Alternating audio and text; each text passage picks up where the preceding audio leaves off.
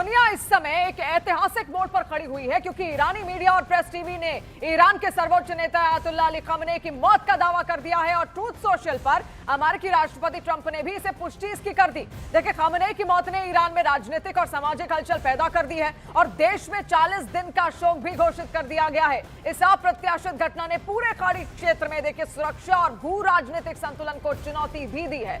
Dubai में बुर्ज अल अरब पर हाल ही में मिसाइल हमलों के कारण तनाव और ज्यादा बढ़ गया और ईरानी जनता, सैन्य ताकतें और अंतर्राष्ट्रीय समुदाय सतर्क हैं क्योंकि ईरान की तरफ से भयानक बदले की चेतावनी जारी कर दी गई है और अब दुनिया की निगाहें इस बात पर टिकी हैं कि वैश्विक शक्तियां इस घटना पर आकर किस तरीके से प्रतिक्रिया करती हैं और पश्चिम एशिया का नक्शा किस तरीके से दिशा बदलता हुआ दिखता है क्योंकि खamenei की मौत से क्षेत्रीय और वैश्विक रणनीति पर गहरा असर इसका पड़ने वाला है। तो सबसे बड़ी खबर ईरान इजरायल युद्ध से जुड़ी हुई हम आप तक जो लगातार पहुंचा रहे हैं यहाँ पर किस तरीके से खamenei को मार गिराया गया है। आपने यहाँ पर देखा खamenei की मौत से पूरे ईरान में इस वक्त मातम पसरा हुआ है, हर कोई वहां पर रो रहा है। मस्जिदों में लोग इकट्ठा हो रहे हैं, फूट फूट कर रो रहे हैं। जिन्होंने दुआएं यहाँ पर कभी खamenei के लिए मांगी थी, आज वही हाथ यहाँ पर आप देखिए उनके लिए फिर से दुआ करते हुए यहाँ पर नजर जरूर आ रहे थे। लेकिन खamenei की मौत की पुष्टि के बाद अब ईरान में मातम किस तरीके से वहां के मस्जिदों में पसरा हुआ है उसकी तस्वीर यहाँ पर आप देखिए। देखिए, एक बहुत बड़ा तबका वहां पर खamenei का समर्थक भी रहा है, लेकिन एक बहुत बड़ा तबका वहां पर हमेशा से विरोध भी करता आया है क्योंकि भ्रष्टाचार के कई सारे आरोप यहां पर खamenei पर लगातार लगे थे। उसके बाद नाराजगी भी कहीं ना कहीं खamenei को लेकर थी क्योंकि कट्टरता उनके दिमाग में हमेशा से रही, सख्ती बहुत ज्यादा रही और इसी सख्ती के चलते वहां पर जो जेन जी है, खासतौर पर जो युवा है, वो यहां पर भड़कते हुए नजर आए। He stood for the children in Lebanon. Today, those mourning him will be the orphans across the world, as the orphans mourned our Imam Ali, peace be upon him. Today, the devils of the world will celebrate, and everybody they have managed to brainwash. But this is not over. Trump is going to pay a price paid by no American president at all time, paid by no Zionist of all time, paid by no criminal.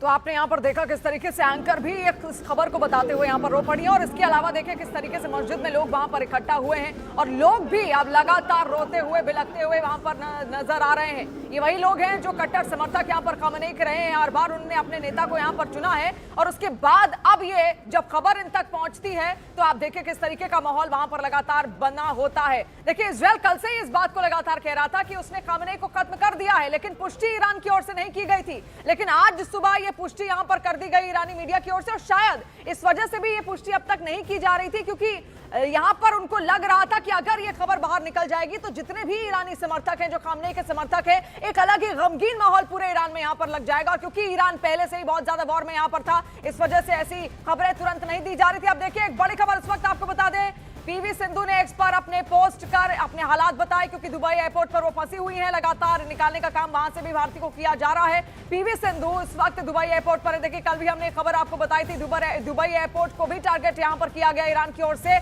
कई सारे भारतीय वहां पर फंसे हुए हैं, बाकायदा एक एक्ट्रेस भी हैं, वो भी वहीं पर फंसी हुई है और पास ही में वहां धमाका भी हुआ। पीवी सिंधु हमें सुरक्षित जगह ले जाया गया, ये उनका ट्वीट यहां पर है जो निकलकर सामने आया है। उन्होंने कहा वो सुरक्षित है। दुबई एयरपोर्ट पर पीवी सिंधु यहां पर फंसी हुई है और एक्स पर ये हालात उन्होंने यहां पर बताए, जो स्थिति वहां पर वो देख रही हैं। उन्होंने पूरा अपडेट वहां पर दिया। उन्होंने कहा कि कुछ घंटे पहले देखिए वहां पर पास ही में धमाका भी यहां पर हुआ था, तो दुबई एयरपोर्ट के पास देखिए लगातार कई सारे विस्फोट ईरान की ओर से किए गए थे। अब कारण इसका यही था क्योंकि कई सारे एयरबेसेस वहां पर अमेरिकी मौजूद है और इसीलिए उनको टारगेट यहां पर ईरान बार बार कर रहा था। अब एक और बड़ी खबर इस वक्त आपको यहां पर बताते हैं, वॉर ब्रेकिंग के जरिए जो आ रही है। ईरान ने दुबई में CIA के ठिकाने पर भी अटैक यहां पर किया है। CIA अमेरिका की खुफिया एजेंसी है और ऐसे में देखिए उसका अटैक भी यहां पर सामने आया। ईरान ने दुबई में CIA के ठिकाने पर यह अटैक किया, चुन चुन कर उन तमाम ठिकानों को यहां पर नेस्तनाबूत एक तरीके से खत्म करने की कोशिश ईरान की यहां पर है, जो उसको नुकसान पहुंचा सकते हैं, यानी कि ईरान को नुकसान पहुंचा सकते हैं। इसमें अमेरिकी एयरबेसेस हैं, CIA के जितने भी खुफिया एजेंसी वहां पर अमेरिकी खुफिया एजेंसी मौजूद हैं, उनके बेसिस को टारगेट यहां पर किया जा रहा है ईरान की ओर से, ताकि उसको कोई नुकसान ना पहुंचे और उससे पहले वो अमेरिका और और अमेरिका के साथी जितने भी देश हैं उनको और ज्यादा यहां पर नुकसान पहुंचा सके, यही उसका मकसद इस वक्त रह रहा है। और जिस तरीके से अब खामेनेई की मौत की पुष्टि यहां पर ईरान ने कर दी है, हो सकता है आगे आने वाले दिनों में या कुछ ही घंटों बाद और भी ज्यादा भयानक तरीके से आपको यहां पर ईरान लड़ता हुआ दिख सकता है, और ज्यादा हमले यहां पर कर सकता है। क्योंकि कल उनके जो मेजर जनरल है उन्होंने एक बात कही थी कि अभी तो हमने अपने कमाल का इस्तेमाल किया है, यानी कि उन मिसाइलों का इस्तेमाल किया है जो कई सालों से हमने बनाकर वहां पर उनके बेसिस पर रखी हुई थी। अभी तो हमने अपने असली हथियार तो आपको दिखाए ही नहीं, ये उनका कहना था। तो आप समझिए कि इसके बाद क्या हालात और ज्यादा हो सकते हैं। और एक से एक कई सारी मिडिल ईस्ट में कहा जाता है कि सबसे ज्यादा मिसाइलों का जखीरा अगर किसी के पास है तो वो ईरान के पास है। ईरान के पास एक से एक बढ़कर कई सारी मिसाइलें यहां पर है। तो देखिए तस्वीरें भी लगातार हम आपको दिखा रहे हैं, सीआईए के ठिकाने पर हमला यहां पर किया गया है। और इसके अलावा एक और खबर इस वक्त आ रही है जहां पर ईरानी सेना के कमांडर इन चीफ मारे गए हैं। जनरल मोहम्मद पाकपुर के मारे जाने की पुष्टि यहां पर कर दी गई है। और ईरान के सर्वोच्च रक्षा परिषद के कमांडर भी इस वक्त मारे गए हैं, जहां पर इजरायल ने ईरान के 7 कमांडर ढेर कर दिए हैं। तो ये तस्वीर आप यहां पर देखिए, मोहम्मद पाकपुर के मारे जाने की पुष्टि यहां पर कर दी है। न्यूज 18 इंडिया पर लगातार कल से हम ये कवरेज पूरी यहां पर दिखा रहे हैं। कई सारे डिफेंस एक्सपर्ट भी हम बार बार यहां पर हमारे साथ मौजूद रह रहे हैं, और आज भी एक डिफेंस एक्सपर्ट हमारे साथ मौजूद है। कुछ देर में हम उनके पास जाएंगे और उनसे भी पूरा एनालिसिस यहां पर लेंगे कि आखिर इसके बाद क्या होने वाला है। ईरान क्या और ज्यादा खतरनाक तरीके से युद्ध में उतरेगा या फिर ईरान शांत होता हुआ यहां पर देखेगा। लेकिन इस बीच जो बड़ी खबर इस वक्त आ रही है, आप देखिए इजरायल ने ईरान के 7 कमांडर यहां पर ढेर कर दिए। मेजर जनरल मोहम्मद पाकपुर की मौत की पुष्टि भी ईरान की तरफ से कर दी गई है। सर्वोच्च रक्षा परिषद के कमांडर थे, उनको ढेर कर दिया गया है। इजरायल ने ईरान के 7 कमांडर ढेर कर दिए।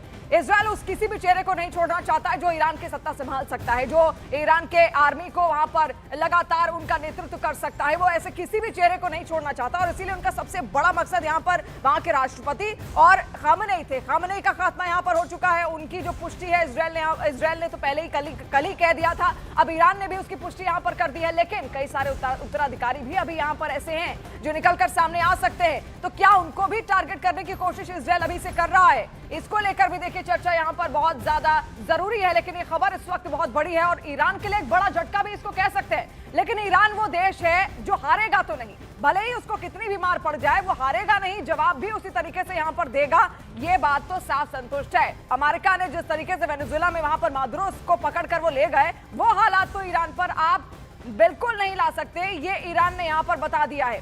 अब देखिए ऐसे में तस्वीर भी आपको यहां पर दिखाते हैं, मारे गए खामेनेई, ये तो आपने देख ही लिया। इसके अलावा अजीज नासिरजादे देखिए जो कि रक्षा मंत्री हैं ईरान के, ये भी टारगेट पर हो सकते हैं। मोहम्मद शिराजी खामेनेई के चीफ मिलिट्री ब्यूरो प्रमुख हैं, ये भी टारगेट पर हैं इजरायल के इस वक्त। और अली शमखानी जो कि खामेनेई के सुरक्षा मामलों के सलाहकार हैं, ये भी उनके टारगेट पर है। मोहम्मद पाकपुर IRGC प्रमुख जिनकी अभी हत्या की पुष्टि यहां पर हुई है, ये भी हमने आपको दिखाया। इसके अलावा हुसैन जबाल अमेलियन अध्यक्ष SPND ये भी मारे जा चुके हैं। रजा मुजाफरी नियाब जो कि पूर्व अध्यक्ष है SPND के, ये भी मारे जा चुके हैं। ये है सालेह असादी खातिम अल अनबिया कमांड के मुखिया, ये भी देखिए आपको बता दें कि ये भी मारे जा चुके हैं। तमाम चेहरे जिनको खत्म कर दिया गया है इजरायल और अमेरिका की ओर से।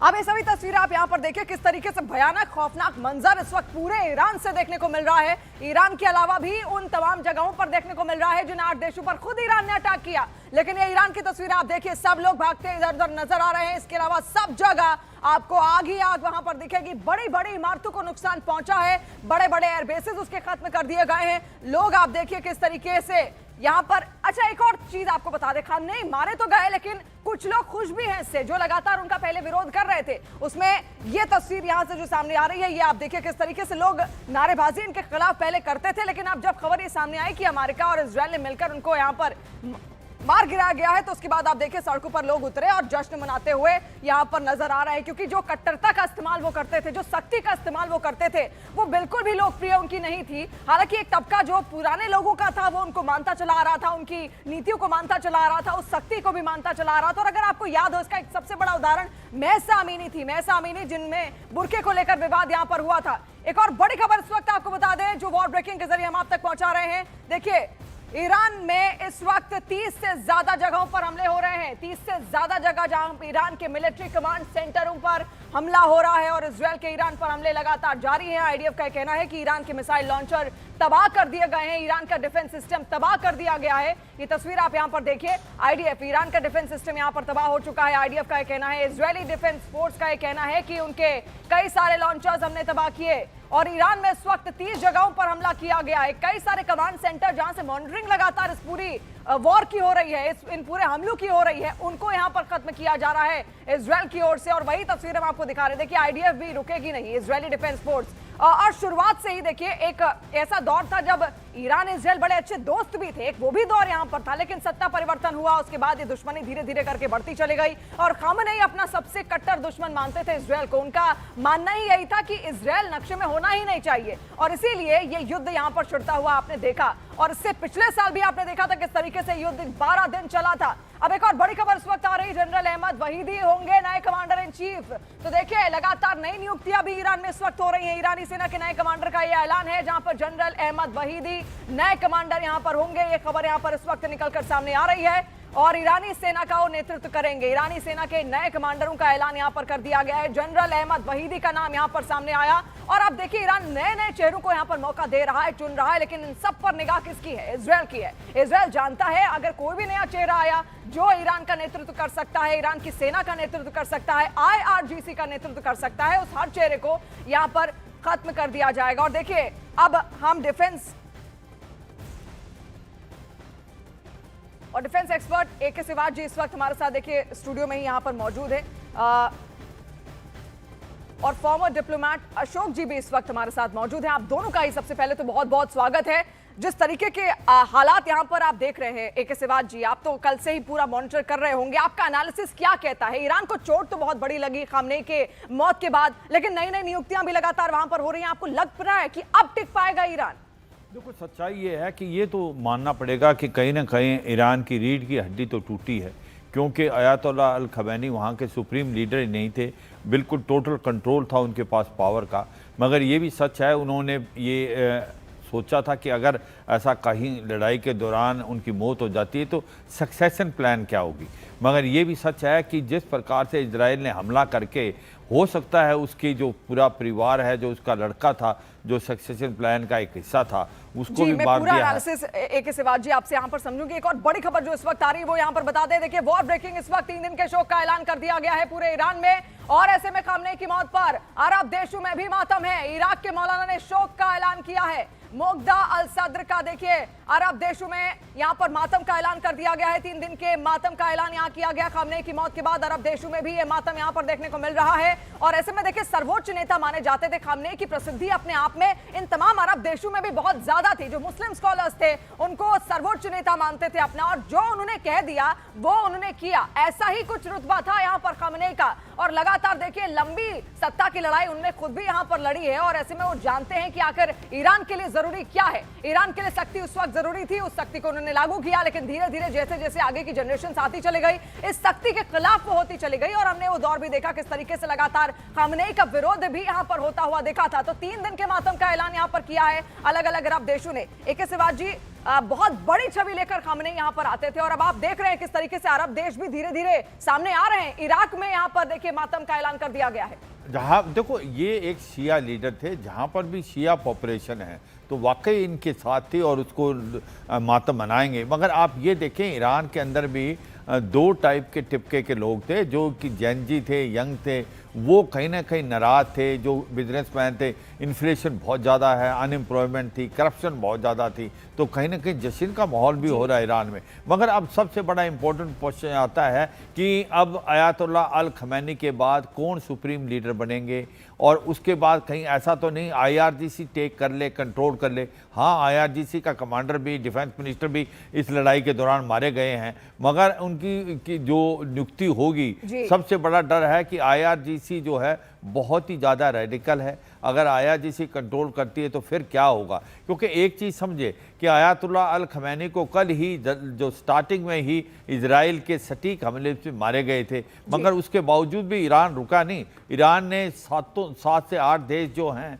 अरब के देशों पे हमला किया, जहां पर मिलिट्री बेसिस हैं अमेरिका की। इसके अंदर कतार भी था जहां पर इनकी बिल्कुल एक सवाल यहाँ पर एक शिवाजी है कि आईआरजीसी उसी तरीके से अब मॉनिटर कर पाएगी या फिर नहीं कर पाएगी, क्योंकि रीढ़ की हड्डी यहाँ पर माना जाता है। अब देखिए एक और ब्रेकिंग इस वक्त आ रही है न्यूज 18 इंडिया पर। वॉर ब्रेकिंग के जरिए आपको बता दें, मशहद के इमाम रेजा में झंडा बदला गया है और इमाम रेजा में देखिए काला झंडा यहाँ पर लगा दिया गया। काला झंडा मातम और बदले का ऐलान है यहाँ, यानी कि आप सीधे समझ सकते हैं ईरान अब भी थका नहीं है। मशहद का ये मशहद से खबर सामने आ रही है। देखिए मशहद के इमाम रेजा में ये झंडा यहां पर बदल दिया गया है, काला झंडा बकायदा वहां पर लगा दिया गया। काले झंडे का संकेत क्या, मातम और बदले का ऐलान कर दिया गया है, यानी कि ईरान फिर से उसी वॉर फ्रंट पर और भी ज्यादा कट्टरता के साथ और सख्ती के साथ उतर सकता है। वॉर ब्रेकिंग के जरिए एक एक अपडेट न्यूज 18 इंडिया आप तक यहां पर पहुंचा रहा है। अशोक सज्जनहार जी भी हमारे साथ लगातार मौजूद हैं। अशोक सज्जनहार जी, अब इस वक्त जो माहौल है आप किस तरीके से देख रहे हैं? ईरान क्या फिर से फार बैक करेगा बहुत बुरी तरीके से इस बार?